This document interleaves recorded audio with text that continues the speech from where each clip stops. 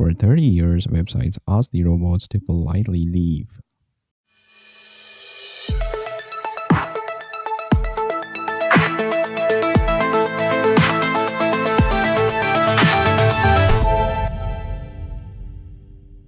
This is the one file on a web server, a picture of a bar chart. Thousands of hours of benchmarking published for free, no login, no paywall. And for about 30 years, the thing that came to fetch it was a person. Then Cloudflare published this number. 57.4% of requests to the web are now made by bots. That crossed over in June, first time in the history of the internet. The forecast said the end of 2027.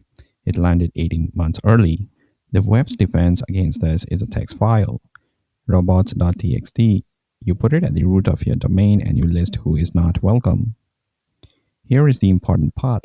Nothing enforces it. It is not a firewall. It is not authentication. It is no 403 at the end of it. It's a note taped to a door that was never locked. And it held for 30 years because both sides wanted it to hold. The moment one side stops wanting that, you get two options. And both are bad. You can block hard, fingerprint the crawler, and drop the connection. Or you can put the whole thing behind a paywall. Both work, both also delete the region you published it.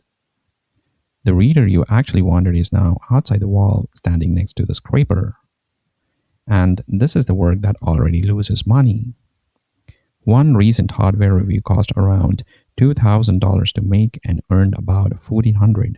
Pulling apart the layer underneath is a story like this is the whole point of this channel. So if you like, do subscribe. So a few people started doing a third thing. Do not block the scraper. Serve it. Serve it something. And a bar chart turns out to be a perfect place to start.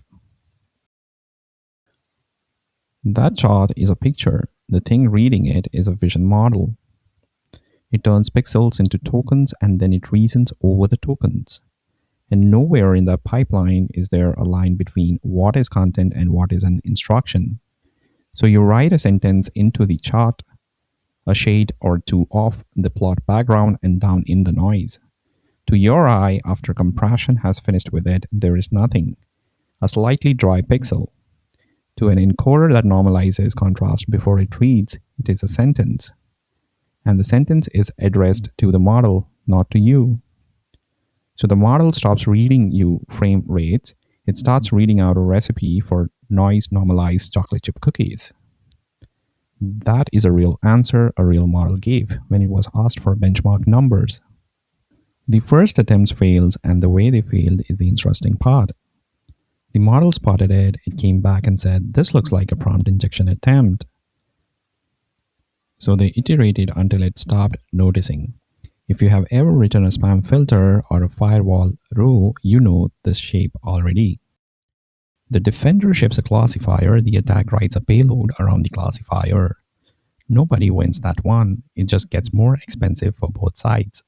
And here is a part that should bother you if you ship software. What the web just picked up as a defense is the exact bug the agent industry is trying to kill. Prompt ingestion. A model cannot reliably separate the data it was given from the instructions. It is all one context window, it is all just tokens. So if a bar chart can hijack a model, so can a support ticket. So can a README in the repository your coding agent just cloned? So can the web page your browser agent was told to go and summarize? Same bug, it just depends on who is holding it. This is already a product category. Cloudflare ships a feature that catches a crawler and feeds it an endless maze of generated pages. There is an open source one named after a carnivorous plant that drowns insects in a pitcher of fluid, which means your server now answers different on who it thinks is asking. The user agent is a security boundary. And the thing that made the web and that everyone gets the same page is quietly over. Robots.txt was never a lock, it was a handshake, and it held for 30 years. What is replacing it is not a better standard, it's an exploit. And it works because of a bug nobody knows how to fix, including in the agent you were about to put into the production.